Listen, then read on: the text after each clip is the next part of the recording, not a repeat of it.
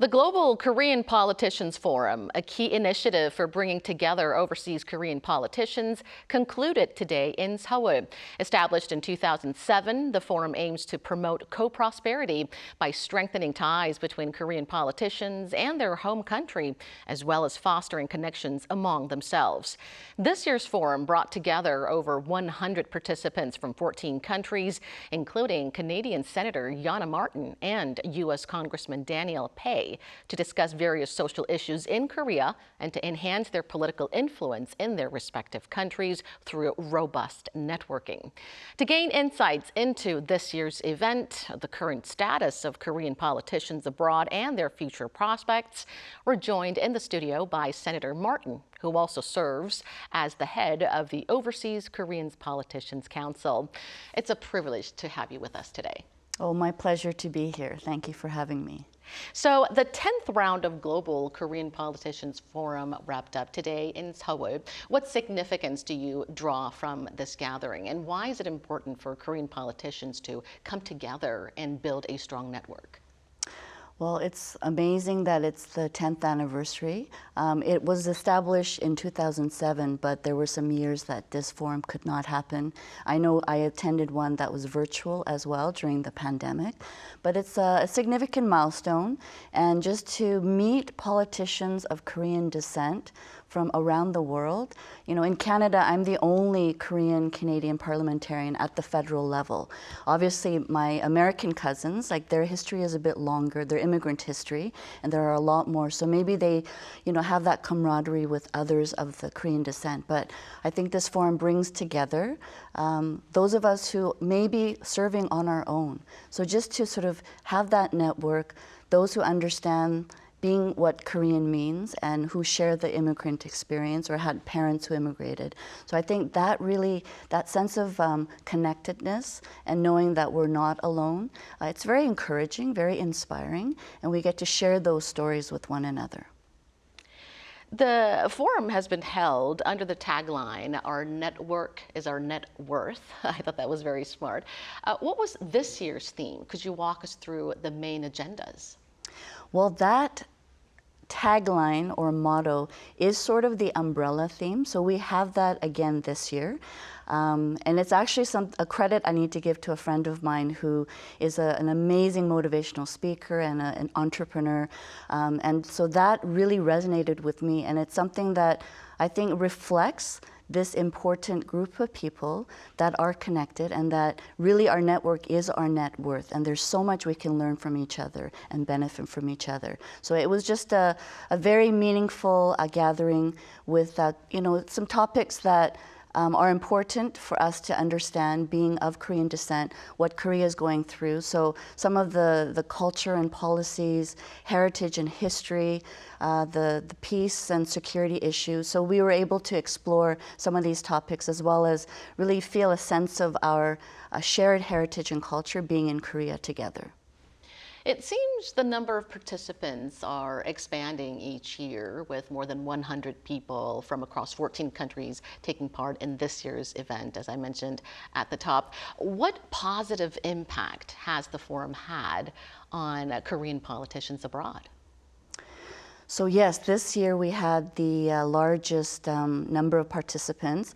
And I have to say, I have to give a great shout out to the Overseas Koreans Cooperation Center, who really allow us to have this opportunity to come together, and the work that is done behind the scenes by the staff of the center, Mr. Kim Young-gun, who is the chair and the real visionary behind what is happening. So I think it's not just politicians, there are also staffers, there are also those who are political leaders in different ways, because politics involves all of those people.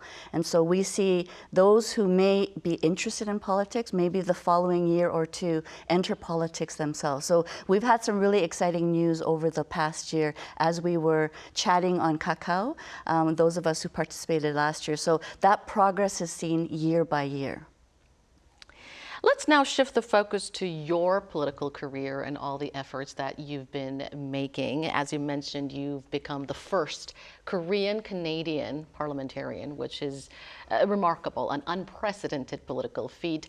How did you first enter the world of politics? I get this question quite often, and if I were to think about that path, I know that for myself, becoming a mother, I have a child from a mixed marriage, so my husband is Caucasian, and she was really asking questions about identity. So for me, I wanted to make sure that there was a space for her, so I started getting involved. I started a nonprofit organization. We organized festivals and events where people like my daughter and others could experience Korea in Canada. So I think that kind of work allowed me to sort of be a voice for the community. I emerged as one of those leaders, and different politicians found me and our organization, and I found myself at roundtables. And it was at one of the roundtables where an opportunity to step forward came to me. And I didn't think I ever would go into politics, but it was a natural progression. And when the question, what about you? You could be the first Korean-Canadian parliamentarian. It seemed impossible in that moment, but it really left a seed of interest. And I thought, if I don't explore this option of leading in a different way, then I would have regret. So that's how my first entry into politics came, through meeting someone who challenged me to say, what about you? And also the starting point, it's actually very interesting that the starting point was your daughter's question about identity. And I remember an article about you in past interviews. You mentioned that Korean Canadian is not 50%, but rather 200%, 100% Korean and 100% Canadian. I thought that was very inspiring. And I also hear that you got a direct call from then Canadian Prime Minister Stephen Harper, who appointed you to the Senate. I'm sure he had a long list of reasons for the appointment. Now, you've been making rigorous efforts to ensure that the voices of Korean communities are heard. How do you assess the current status or position of Korean communities in Canada? I know that we are either the fourth or the fifth largest Korean diaspora in the world. The number is steadily growing. The American Korean community is much larger, about 10 times, similar to the size of our national population. But the Korean community has been steadily growing, but in very effective ways. Across Canada, you can't stop at a gas station, a motel, or a corner store, or even a larger business where there isn't a Korean entrepreneur working hard for Canada. So the Koreans have an excellent reputation. And just in this past year, we talked about progress and development. One of our Canadian-born politicians just became a Minister of Tourism for the province of Ontario, the largest province in Canada. So we have a very good growing community that is embedded in so many different sectors of society, and now politics is one of them. So I'm very proud to call myself a Korean Canadian. The Canadian Senate has designated October as the Korean Heritage Month, unanimously passing a motion that you proposed. What motivated you to push for that, and what significance does the designation hold? So there is an Asian Heritage Month in North America, including in Canada, and that's the month of May. And it started with a Senate motion that was unanimously adopted. So that was definitely one of my inspirations. But in Ontario, the province which is the largest, most populated in Canada, October has already been Korean Heritage Month since 2017. So there are other cultures that have designated months. June is Filipino Heritage Month in Canada. February is Black History Month. So there's a lot of these types of months that I was noticing, and I just thought, I think the Korean community deserves a month. And knowing that October is already a designated month in Ontario, I consulted with the community, I talked to the embassy, and we just felt that with Kaechanjeol, the National Foundation Day on October 3rd, Hangul Day also in October, that it seemed like a fitting month for us to do something like that in Korea, to celebrate Korean culture and heritage, and to really share the beauty of Korea with Canadian society. Well, hopefully the designation will contribute to further promoting the importance of Korean heritage and culture within Canadian societies. Absolutely. You're also deeply committed to nurturing young Korean politicians in Canada. Could you share with us some of the efforts made in regards to this, and why is it important for Korean politicians in Canada to keep expanding their influence? Well, I noticed when I first became a senator that there were lots of young people on Parliament Hill. They were from various places, including the United States, and from different communities that had organized these internship programs. So in 2011, I thought that if I don't do such a program, who else would do that? So we started an internship program, a parliamentary internship program, and what I have seen as a result are these really capable young Korean Canadians from various parts of the country, with the support of the Korean communities there, that they have the capacity to be leaders. And so these interns and others who just they see other Korean politicians are going forward to put their name forward in nomination races, to run in different levels of politics, and to be staffers, very effective staffers in Ottawa or in the different legislatures across the country. So I think the impact has been slow but steady, and I do see some really incredible leaders emerging presently and into the future. This year marks the 61st anniversary of diplomatic relations between Korea and Canada, which highlights the two nations' long shared history. Now, could you provide an overview of how their relationship has evolved over time? Yes, so I was appointed in 2009, so I have seen the 50th, the 55th, now the 60th, and this is the 61st year. I mean, what I know is that long before the diplomatic relations between Canada and Korea, there were Canadian missionaries, hundreds of them, who came to Korea and stood together with the Korean people during the March 1st independence movement. And there's a very famous Canadian scholar, Dr. Frank Schofield, who took photos atop a roof during this March 1st movement. And these photos were absolutely important in sharing with the world what was going on. So we know that there is this history of service and sacrifice and loyalty with the Korean people from the 1800s. So the Korean War, of course, Canada was the third largest contingent.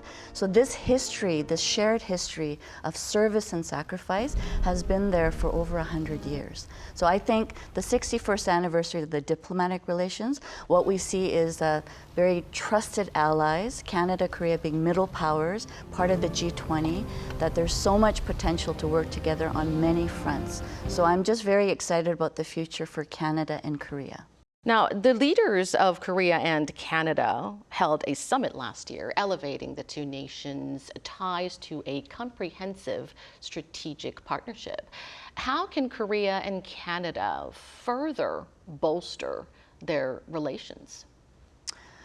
So I think with that comprehensive relationship and the fact that next year is also the 75th anniversary of the Korean War, the start of the war, June 25th, and then 3 years later with the armistice, and that the shared history that we already talked about, I could go list all of the fronts on which Canada and Korea can cooperate, whether it's between the different ministries. I know Korea has incredible skills with the shipbuilding, I think top 1, 2, 3 in the world. And I know the submarines is one of the developments that Korea has been sharing with Canada. And so Canada doesn't have those capabilities. And so there's cooperation on those fronts, as well as security on the peninsula. Canada did contribute to the Korean War as the third largest contingent. And whether it's people-to-people ties, politically, economically, there's just so many ways in which I foresee Canada and Korea cooperating. What's next for you? What are your future goals as Canada's first senator of Korean descent, as well as the head of Overseas Korean Politicians Council? Well, I am stepping down after this year, or I have stepped down. But I know I will be part of this council, this very important network of fellow politicians and staffers and political leaders of Korean descent. So I'm looking forward to what will happen in the future for this council, and I look forward to celebrating the milestones, the 15th, the 20th, and so on. For me personally, there's a lot of work still to do. Like I said, next year is the 75th anniversary of the Korean War, and that's one of the constituents that I'm most passionate about, because without our veterans who came to Korea, to Korea's aid, almost 75 years ago, like I certainly would not have been born. So in Canada, that is a group of people that I feel like I owe my life to. So I'll continue to advocate for them, to ensure that there's more educational materials, that we are as a nation commemorating the 75th anniversary in the way that they deserve. Of course, the internship program will continue.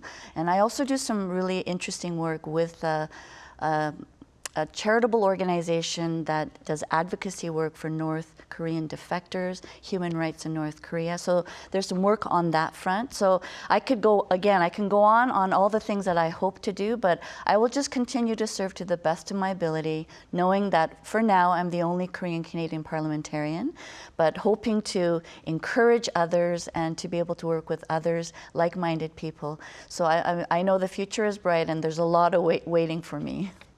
Well, I'm sure many Koreans, including myself, would be very proud of all the achievements made by Korean politicians abroad. And we certainly hope to see more of those efforts to ensure that Korea's voice is heard on the global stage, and that to ensure that Korea can work with the global international community for co-prosperity.